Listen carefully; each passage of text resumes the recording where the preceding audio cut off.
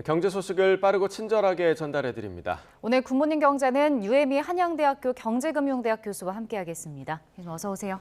어서 오십시오. 자, 윤석열 대통령이 지금 사우디아라비아를 국빈 방문하고 있는 중인데 사우디가 우리 기업에 21조 원 규모의 추가 투자를 단행하기로 했다라는 소식이 들렸습니다. 어떤 의미가 좀 있을까요? 네, 그동안 이제 사우디와 우리가 교류를 많이 해왔습니다. 그런데 대체로 이제 그 경제적인 협력이라고 하는 것은 뭐 원유 교역 아니면 이제 건설 부문에 이제 집중되어 있었거든요. 그런데 이번에는 굉장히 다양한 첨단 신산업 분야의 교역이 좀 확대되는 그런 의미가 있다고 볼 수가 있겠습니다. 그래서 이번에 그 양해각서를 체결한 분야를 보면요, 뭐 에너지나 전력, 그다음에 인프라 플랜트, 첨단 산업 제조업해서 뭐 전기차, 뭐 수소 분야, 아니면 뭐 로봇 분야 해서 굉장히 여러 가지 첨단 신산업에 대한 그런 이제 양해각서를 많이 체결을 했거든요. 그래서 총 양해각서는 40건, 그다음에 계약은 이제 한 6건 정도 됐는데요. 이게 총 규모가 한 21조 원 정도 규모가 된다고 합니다. 근데 지난해 이제 무함마드 빈 살만 왕세자, 사우디 왕세자가 방한을 했을 때도 한 40조 원 규모의 MOU와 계약을 체결을 했었거든요. 그러니까 여기에 덧붙여서 21조 원 규모의 이제 양해각서와 계약을 더 체결하게 됐으니까 그 굉장히 우리나라 산업에도 굉장히 중요한 의미가 있고요. 그다음에 양국 간의 경제적 협력이 점점 더 확대되고 있다는 것에도 굉장히 큰 의미가 있다고 볼 수가 있겠습니다. 네. 그리고 또 이제 사우디 아람코사와 원유 공동 비축 사업 계약을 맺었는데요. 이게 어떤 내용이고 우리에게는 어떤 부분이 도움이 되는 건가요? 예, 여러 가지 첨단 신산업 분야의 경제 협력도 있지만 또 눈길을 끄는 부분이 바로 이 공동 원유 비축 사업입니다. 이게 뭐냐면 이제 사우디의 국영 석유 기업인 아람코라고 있는데요. 이 아람코가 석유공사의 울산지사 원유 저장소에 이제 원유를 저장을 하는 거죠. 그러면 우리 입장에서는 이 원유 저장소를 제공을 하기 때문에 임대 수익을 얻을 수 있는 그런 이점이 있고요. 그다음에 이 원유 저장된 걸 가지고 국내외에서 이제 판매를 하게 되는데 만약에 이제 국제적인 원유 수급에 비상 사태가 생긴다 하면 우리는 재고 물량을 좀 최우선적으로 확보할 수 있는 그런 이점이 있다고 볼 수가 있겠습니다. 그래서 이런 부분에서 최근에 뭐 이스라엘 하마드 간의 그 뭐 무력 충돌이라든지 아니면 러시아 우크라이나 전쟁과 같은 상황에서 우리가 원유 가격이 굉장히 뛰고 수급이 불안정해지는 상황이 이제 많이 발생을 했지 않습니까? 그래서 그런 상황에서 우리에게도 도움이 되는 그런 이제 계약이다라고 볼 수가 있겠습니다. 예. 자, 중국 이야기도 좀 해보겠습니다. 중국이 올해 연말부터 이 전기차 배터리 핵심 재료죠, 흑연 수출을 통제하겠다 이렇게 지금 밝혔는데 이렇게 되면 우리 기업들이 좀 긴장할 수밖에 없을 것 같아요. 예, 그렇습니다. 이 흑연이라는 게 우리가 연필 시임으로 생각을 하고 있는데요. 배터리에 굉장히 중요한 원료입니다. 근데 배터리가 왜 중요하냐면 우리나라 전기차 사업이 굉장히 많이 발전을 하고 있지 않습니까? 전기차의 핵심 소재인 이 배터리에 들어가는 이제 흑연이 재료로 많이 쓰이고 있는데요. 배터리 하나당 한 20-30% 정도의 흑연이 필요하다고 합니다. 그러니까 흑연이 굉장히 이제 중요한 재료일 텐데요. 문제는 이 중국이 전 세계 흑연 공급의 상당 부분을 차지하고 있는데 일단 흑연 채굴량을 보면요. 전 세계 채굴량의 한 3분의 2 정도, 한 66% 정도가 중국에서 채굴이 되고 있고요. 그러면 정제하는 양은 한 90% 정도에 달해서 이 중국의 흑연 그 독점력이 굉장히 큰 상황입니다. 그런데 이번에 상무부의 허가 없이는 이제부터 흑연 수출을 하지 못하게 하겠다. 즉 흑연 수출을 통제하겠다는 거기 때문에 우리나라 같이 전기차 배터리를 위해서 흑연이 많이 필요한 그런 기업들로서는 조금 이제 문제가 있을 수가 있겠습니다. 그런데 뭐 그게 아주 이제 심각한 뭐 위기 상황이라고 보기는 조금 어려운 게 최근에는 이제 천연 흑연뿐만 아니라 인조 흑연도 많이 사용이 되고 있고요. 얼마 전에는 포스코 퓨처엠이 이 인조 흑연의 국산화에 성공을 했습니다. 그래서 그런 부분도 약간 도움이 될 수가 있겠고요. 그다음에 지금 당장은 아니지만 이제 흑연 이외에 실리콘이 이제 흑연을 대체할 수 있는 그런 배터리 원료로서 이제 지금 주목을 받고 있는데 이거는 사실 상용화에는 좀 시간이 걸리긴 합니다. 근데 이 외에도 이제 뭐 최근에 일단 흑연 비축량이 좀 있고 조금 가능한 선에서 그 수입처를 좀 다변화하는 방향으로 지금 국내 기업들이 대응하려고 하는 상황이고요. 이게 수출을 통제한다고 해서 아예 수출을 못하게 하는 거는 아니거든요. 그러니까 좀 까다롭게 한다는 의미고요.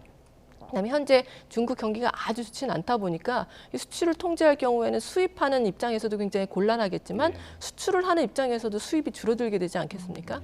그러니까 중국 내에 이런 흑연을 수출하고 이제 정제 가공해서 수출하는 업체들한테도 좀 이제 안 좋은 소식일 수가 있기 때문에 이런 업체들이 곤란하게 만들면 경기가 또 안 좋아질 테니까 중국 정부에서도 이 수출 통제를 아주 강하게 압박하기는 좀 어려운 상황이라고 생각이 됩니다. 다행히 뭐 상황이 심각하진 않은 건 다행인데 사실 중국이 갈수록 보면 산업용 핵심 광물을 무기화하려는 의도가 좀 커지고 있는 것 같거든요. 우리 입장에서는 당연히 대비나 대응을 좀 해야 되지 않을까요? 예, 그렇습니다. 뭐 미국 등 서방 국가에서 아무래도 중국의 첨단 산업 개발과 관련된 여러 가지 뭐 수출 통제 조치라든지 그런 조치들을 취하고 있기 때문에 중국 입장에서도 본인이 보유하고 있는 그런 자원을 무기화하려는 움직임이 굉장히 잦게 나타나고 있습니다. 그런데 이제 중국이 이렇게 했을 때는 이제 우리나라뿐만이 아니라 전 세계 여러 국가들이 중국의 이제 수입 의존도가 높은 그런 광물이 이제 무기화됐을 때는 곤란을 겪게 되는데요. 네. 우리도 평소에 그러니까 이런 위기 상황이 닥치기 전에 수입처를 좀 다변화하려는 노력이 일단 필요하겠고요. 그다음에 그 원료를 대체할 수 있는 또 다른 그런 뭐 광물이라든지 아니면 물질들을 개발하려는 그런 신기술에 대한 투자도 필요하다고 볼 수가 있겠습니다. 만약 이런 신기술이 개발이 된다면 단순히 우리나라 기업들에만 도움이 되는 것이 아니라 이런 중국산 그런 광물들을 사용하는 여러 나라에서도 그 신기술에 관심이 있을 것이기 때문에 그 부분이 또 다시 우리나라의 새로운 기술 경쟁력이 될 수도 있겠다고 볼 수가 있겠습니다. 네, 전 세계 광물 시장에서 그야말로 총성 없는 전쟁이 지금 벌어지고 있는 것 같다라는 느낌이 들고요. 자, 다음 소식도 좀 보겠습니다. 최종 학교를 졸업한 뒤에 3년 넘게 취업 활동 없이 시간을 보낸 청년 8만 명을 지금 넘어선 것으로 나타났습니다.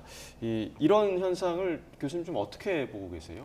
굉장히 뭐 안타깝고 예. 그다음에 뭐 경제적으로 미칠 영향도 상당히 크다고 생각이 되는데요.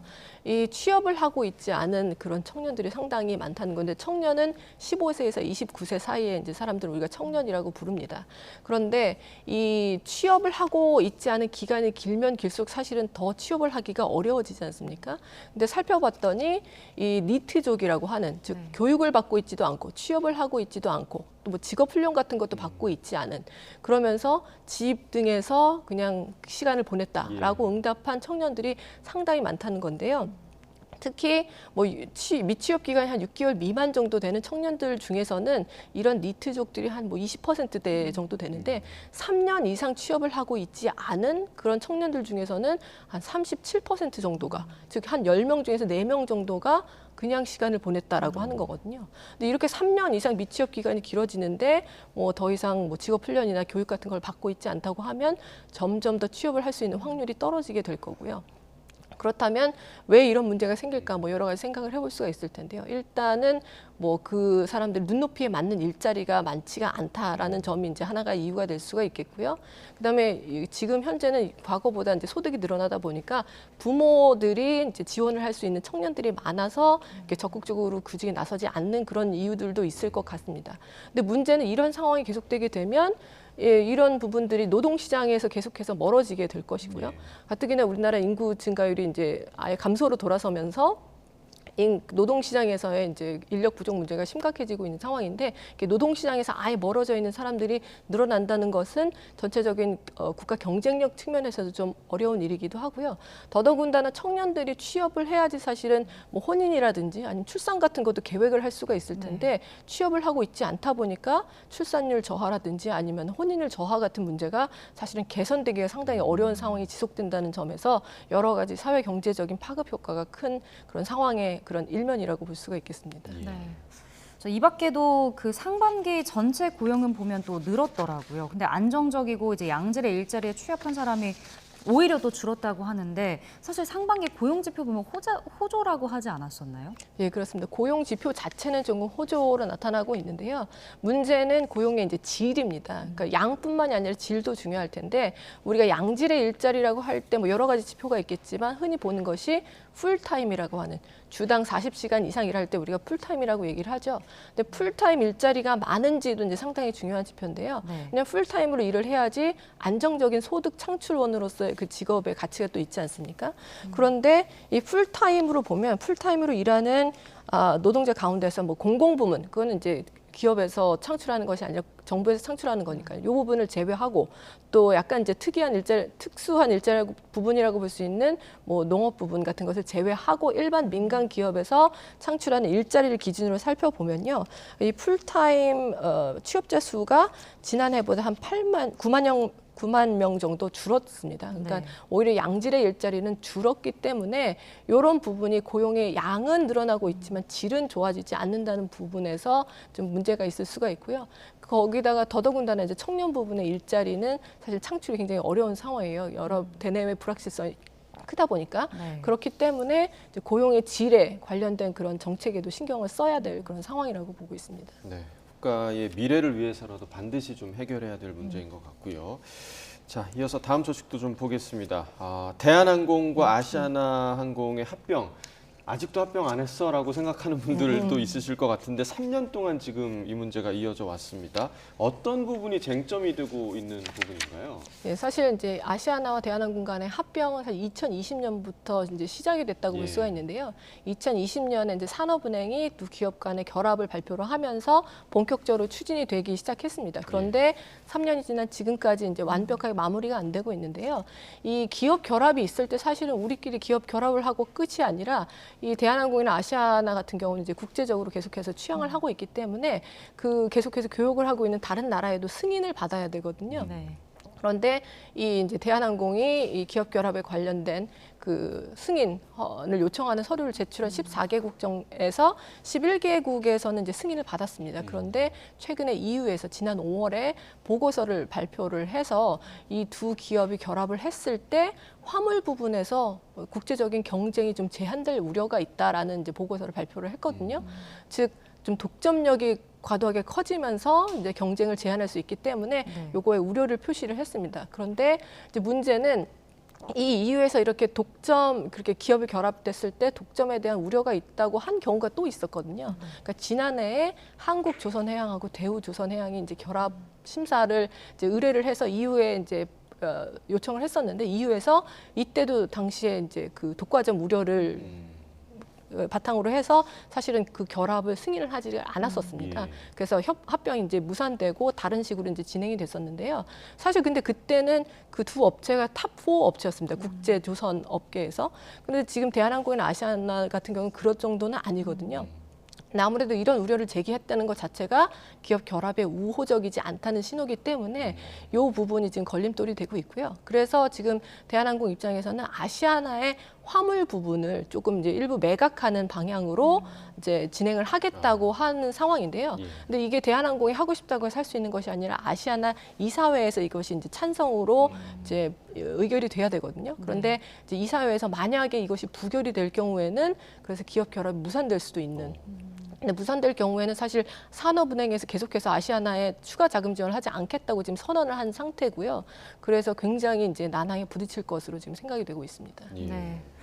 자, 마지막으로 경제 일정, 이번 주 주요 일정도 살펴보겠습니다. 먼저 국내 일정은 뭐가 있는지 좀 짚어주시죠. 예, 일단 8월 말 국내은행의 원화대출 연체율 현황이 발표가 됩니다. 지금 이제 고금리가 계속해서 오래 유지되고 있다 보니까 은행들의 이제 부실 대출이 어떻게 진행이 되고 있는지에 관심이 모아지고 있는데 그래서 어느 정도 상황인지를 우리가 좀 알 수가 있을 것 같고요. 그 다음에 3분기 실질 국내 총생산 우리가 이제 GDP라고 하는 GDP의 속보치가 발표가 됩니다. 그래서 2분기에는 전기 대비 0.6% 이제 상승을 했는데 이번 3분기에는 어떻게 될지를 좀 살펴봐야 될 것 같고요.